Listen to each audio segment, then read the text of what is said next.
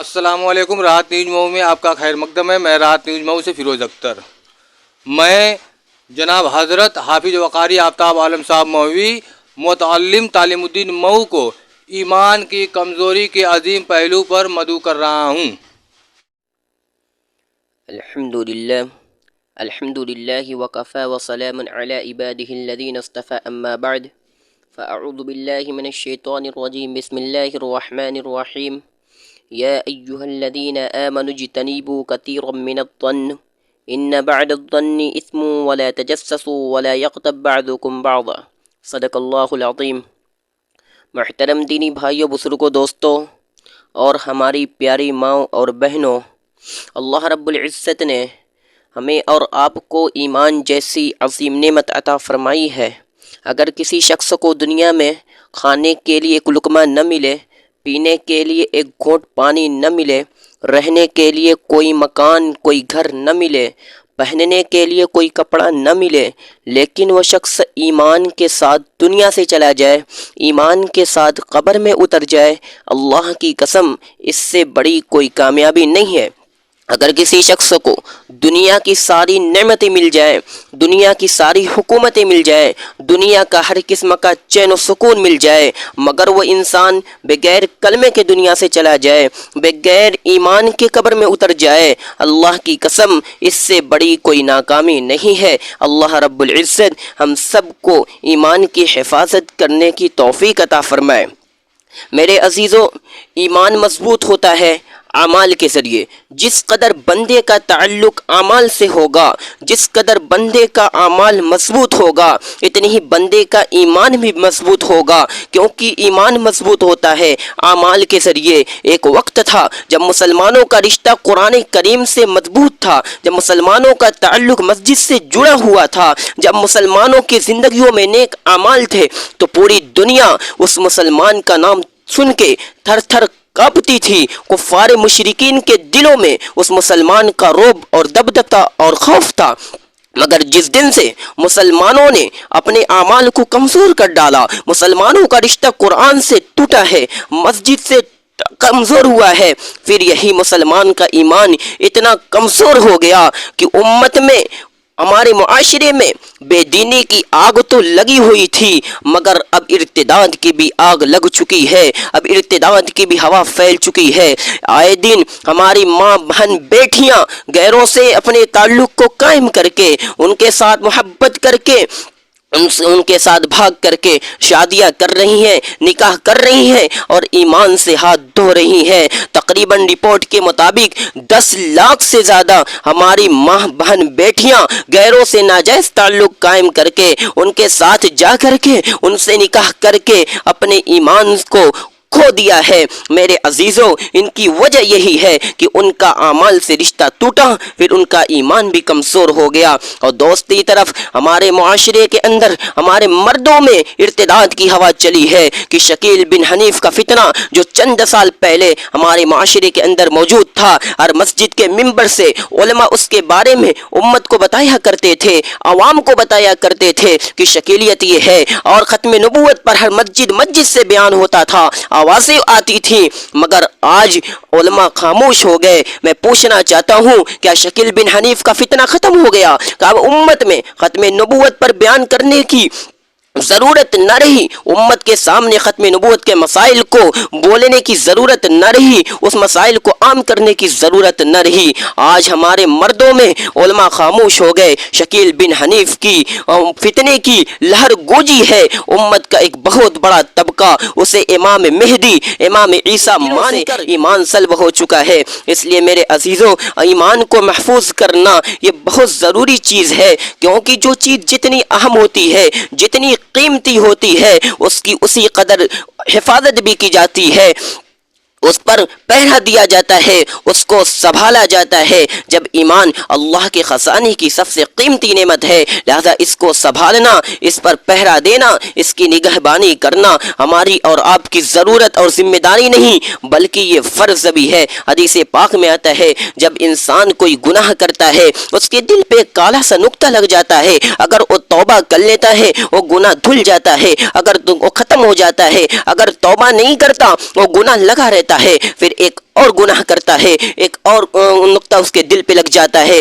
ایک دوسرا گناہ کرتا ہے، ایک اور نقطہ اس کے دل پہ لگ جاتا ہے، یہاں تک کہ گناہ کرتے کرتے اس بندے کا دل بالکل سیاہ اور کالا ہو جاتا ہے۔ جب بندے کا دل سیاہ اور کالا ہو جاتا ہے، پھر اللہ رب العزت اس بندے کے اندر سے توبہ کی توفیق چھین لیتا ہے، پھر احساس ختم ہو جاتا ہے، اور جس بندے کے اندر سے توبہ کی توفیق چھن جائے پھر ایسے شخص کا ٹھکانہ جہنم ہے۔ ایک دفعہ جبریل امین اللہ کے نبی صلی اللہ علیہ وسلم کے پاس آتے ہیں اور کہتے ہیں یا رسول اللہ، یا رسول اللہ، اللہ نے جہنم بنائی ہے۔ اور آقا مدنی صلی اللہ علیہ وسلم کہتے ہیں جبریل وہ جہنم کیسی ہے؟ فرمایا اللہ کے نبی وہ جہنم یوں ہے کہ اگر اس کی ایک چنگاری دنیا میں آ جائے پوری دنیا جل کے راکھ ہو جائے۔ فرمایا اللہ کے رسول اگر اس جہنم کا ایک لوٹا پانی دنیا کے سمندروں میں ڈال دیا جائے پوری دنیا کے سمندر کا پانی کڑوا ہو جائے۔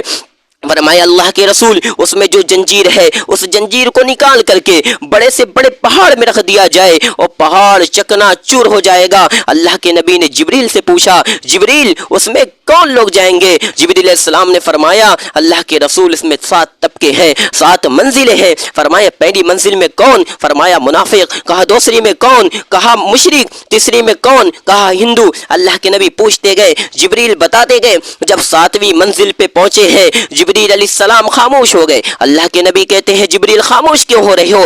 آخر بتاؤ 7ویں منزل میں کون جائے گا؟ جبریل علیہ السلام نے کہا اللہ کے نبی آپ کی امت کے ان گنہگاروں کو اس میں ڈالا جائے گا جو گناہ کرتے کرتے مر گئے اور توبہ نہ کی۔ اللہ کے نبی کو یہ سننا تھا۔ اللہ اکبر، غش کھا کر زمین پر گر پڑے، رونا شروع۔ 3 دن گزر گئے، میرے اللہ کے نبی صلی اللہ علیہ وسلم نے ایک گھونٹ پانی نہیں پیا، ایک لقمہ کھانا بھی نہیں کھایا، صرف رو رہے تھے یا رب امتی امتی، یا رب میری امت کا کیا ہوگا؟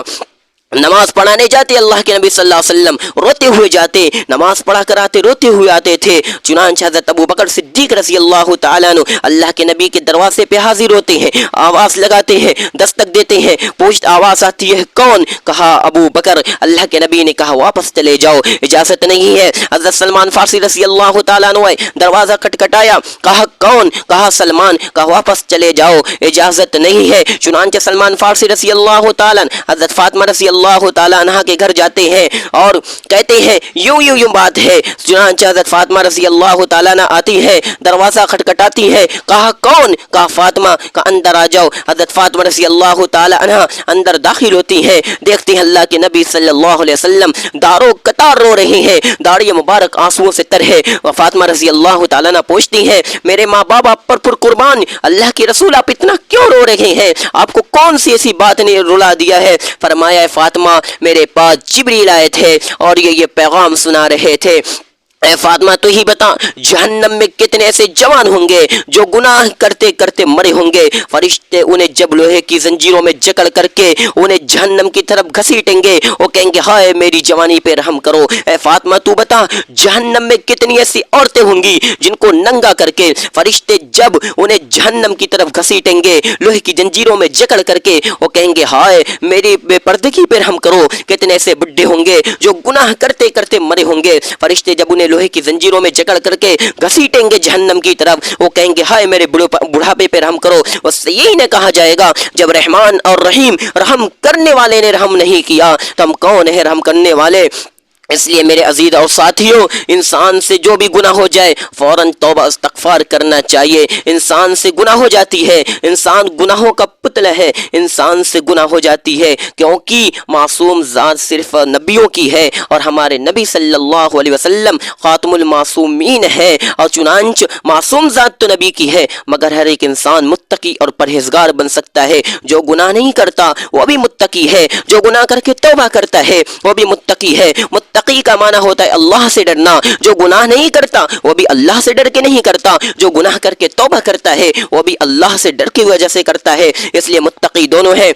इसलिए जो इंसान से गुनाह हो फौरन तौबा इस्तगफार करना चाहिए, इस्तगफार और माफ़ी मांगने में देर नहीं करनी चाहिए। कहीं ऐसा न हो हम गुनाह करें और माफ़ी ना मांगे और इसी हालत में मौत आ गई, फिर हमारा क्या बनेगा। ज़रा कुरान उठा के देखें, ऐसे लोगों के बारे में कुरान क्या कहते हैं। कुरान कहता है रब्बिरजिऊन, ऐसे लोग कहेंगे अल्लाह मुझे दुनिया में फिर से लौटा दीजिए ताकि मैं जो नेक अमाल नहीं कर सका वो करके आ जाऊं। रब फरमाएगा कल्ला, अब हरगिज़ नहीं, आने के बाद वापसी का कानून नहीं है। इसलिए अल्लाह रब्बुल इज़्ज़त ने हमें मुख्तसर सी जिंदगी दी है। मेरे अजीजों, इस मुख्तसर सी जिंदगी को गनीमत जानो, नेक आमाल में इस जिंदगी को गुजारो, खुद भी गुनाहों से तौबा करो, लोगों की तुम भी तौबा करवाओ, खुद गुनाहों से बचो, लोगों को बचने की तलकीन करो।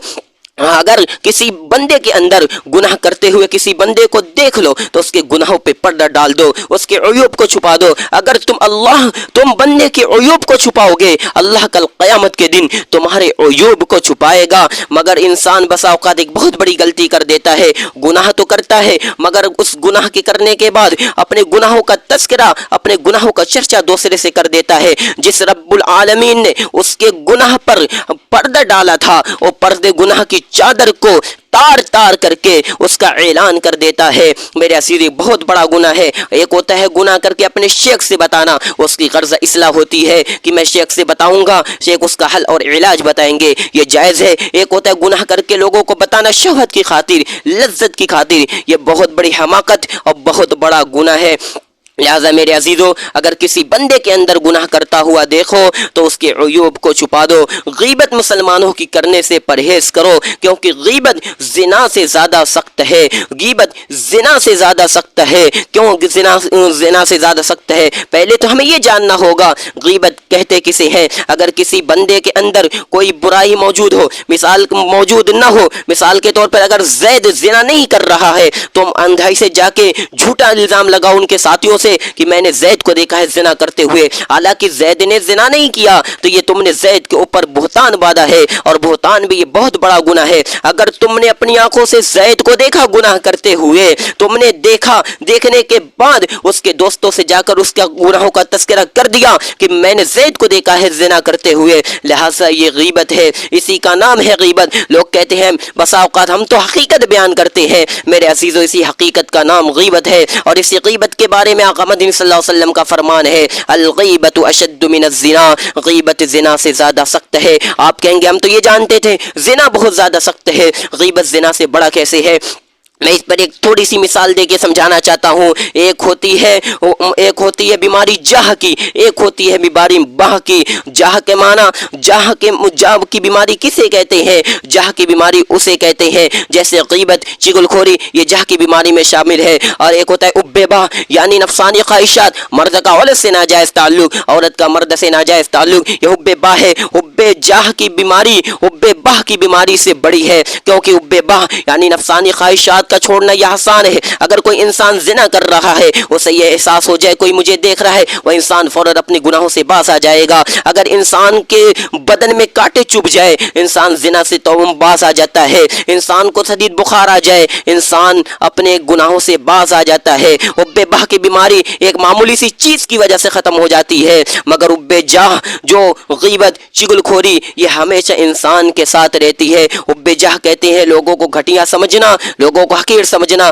खुद को बड़ा समझना। अल्लाह रब्बुल इज़्ज़त हम सब के ईमान की हिफाजत फरमाए और अल्लाह रब्बुल इज़्ज़त हम सब को सच्ची पक्की तौबा करने की तौफीक अता फरमाए। अल्लाह रब्बुल इज़्ज़त कहने सुनने से ज़्यादा अमल की तौफीक अता फरमाए। व आखिरु दावाना अनिल हम्दुलिल्लाहि रब्बिल आलमीन।